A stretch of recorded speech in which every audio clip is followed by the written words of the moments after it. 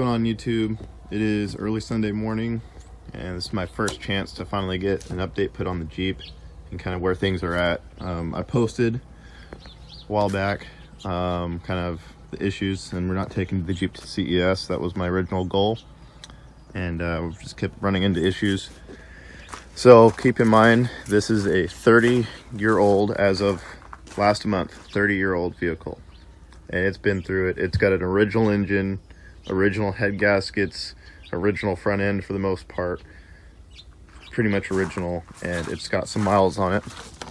And of course, we have a lot of weight and a huge system in it. All those things combined equals a lot of maintenance, and it generally sits outside for the most part. And just discovered I was pulling out my batteries. We were going to do video on getting some lithium installed. I got lithium for this thing. I was getting excited about where we were going with it. I had recone set up for the Jeep. I have all that stuff packed away right now. But as soon as I kind of started tearing into it, I discovered this thing has been leaking a lot of water that I didn't know about, and it totally like dry rotted the wood. Here's like a chunk of wood that was like in here from the battery rack, and it basically just soaked the whole floor inside here, and all the water was getting under the box and soaking all this stuff. And so I tore out a little bit more and just kept finding more and more issue with that. I don't know what condition the wall is in, because I still need to pull these amplifiers out and like just pull everything out of the back, and just kind of go through it all, I think. But yeah, that's not good, and I don't know where it's coming from. It's not coming from up there. But yeah, we pulled the carpet up and we got some water in here, so I gotta track that down. This might be kind of a bigger issue than I thought, because we have water back here too. This is all, if you listen. So I'm kind of worried right now. I think I gotta have to strip the whole Jeep out and figure our problem, because I've never had this before. So CES is 4 weeks away. Freaking great.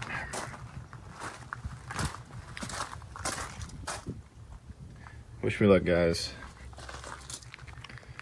So tearing the Jeep out a little bit, had some water get in it, actually a lot of water. I know there's a leak on this back hatch, and I kind of knew about it, and I didn't know to the extent how bad it was until I pulled the batteries out and was really able to see. But this is kind of like that base plate we had in there. You can see it's completely soaked and dry rotted. It's, you know, so there's been a lot of water. And I kind of opened these up to look in there, and it's full of water. I think the wall itself looks all right. I mean, I don't see any, you know, deterioration too much there, but I'm not really sure what's under there. And then the front had all that standing water, and I think that might be coming through the door or something. So I got that issue. So definitely a lot of water getting in here. Doesn't look like I have a lot of rust yet, so I caught it early enough in the season. But we already had the wall stripped out of all the subs. I had the batteries stripped out. I think I got to take all the amps and stuff out so I can really get in here and inspect everything. But between that and some of the other issues, you know, I got to replace these doors. They're on their last leg. The windows broke over there, so it won't come down anymore. And then I needed to get all my front end redone. I needed brakes. I needed all the components up here, all new tie rods and everything, because it hasn't been driving very good lately.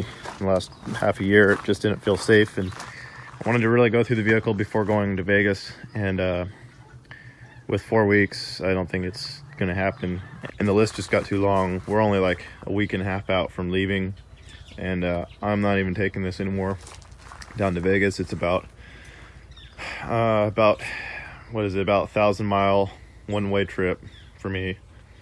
Well, a little less than that, but I'm also going to Phoenix to see family, so you know, from here to Phoenix through Vegas would be about 1,000 mile one way. And we did it last year, no issues, but this year I thought, you know what, I'm not going to even attempt risking the vehicle, the equipment, and my safety to try to rush this thing down there while it's full of water and all this other stuff. So thankfully I got the Civic. We put a system in it. It makes me happy for now. I haven't been as involved in the audio stuff lately, so I don't need, you know, to be driving around crunching 160s all that often, you know. So I was pretty bummed out that day because I was on a roll and I was ready to get this thing ready. And I'll throw that video in here, show you guys just the water, but that's what's going off the Jeep. It sucks that like all the hard work is soaked in water, and it's only because the seals are getting old, and I haven't figured out. There's water coming in the back here, and a lot of it, and I don't know where it comes from. I don't know if it's like these taillights or what. I can't figure it out because it doesn't seem to be like the seal, and it's all dry up here, but then like the floor's soaked, so I don't know where it comes from. There's possibly the side windows leaking, so I have a lot to go through, and I don't know.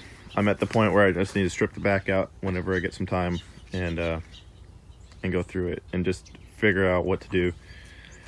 And it begins to create the possibility of a rebuild. So maybe you guys can give me some opinions on whether or not I should try to just get everything back together on this build after going through the vehicle, you know, like pulling the dash out and checking the windows and just getting it water sealed. Should I try to, you know, reincarnate this build and just kind of save the wall? I think it's in decent enough shape, but I honestly don't know what's underneath the wall. So if I do go that route, I'm never going to really know what kind of damage the water did under it. A lot of the water pooled up back here, so hopefully it didn't like penetrate and get under the wall, but the wall is made of wood, so we don't know. Or should we just gut the vehicle, probably like start in springtime, summertime, and rebuild something new, and maybe mix it up finally? I don't know. I'm kind of leaning towards save it for the spring and try something new, but let's see what you guys think. This is a 3-year-old build for the most part, and it may be time.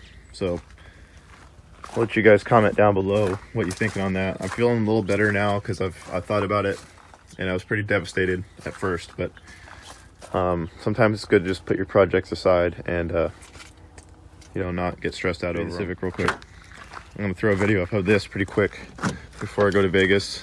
Just a small, very simple setup, but it gets down really good. I'm very happy with it, and shout out to Bobby Gately for providing the enclosure. So anyway, guys, we'll be going to CES in the Civic.